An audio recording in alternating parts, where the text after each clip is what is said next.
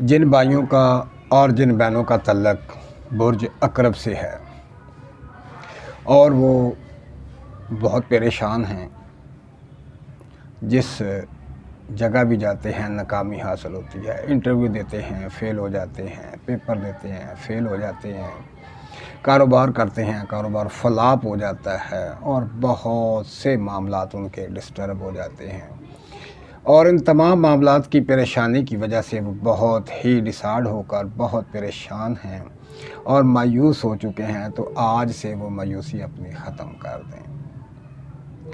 یہ اقرب والوں کے لیے بہت ہی کمال کی اور بہت ہی پاورفل آیت ہے۔ اس آیت مبارکہ میں اتنی پاور ہے کہ اگر اقرب والا روزانہ اس کو پڑھتا رہے، اور میں لکھ کے دیتا ہوں کہ وہ کبھی ناکام نہیں ہوگا، کبھی ناکام نہیں ہوگا۔ ہر معاملات میں، ہر پریشانی سے، ہر مایوسی سے وہ انشاءاللہ نجات حاصل کر لے گا۔ تو یہ آیت مبارکہ جو آپ کے سامنے ہے، اس آیت مبارکہ کو آپ پڑھیں، الحمدللہ آپ دیکھیں گے کہ چند دنوں کے اندر آپ کے اندر خوشیاں ہی خوشیاں ہوں گی اور تمام پریشانیاں آپ سے دور ہو جائیں گی اور مایوسیاں دور ہو جائیں گی۔ اس آیت مبارکہ کو آپ نے روزانہ 51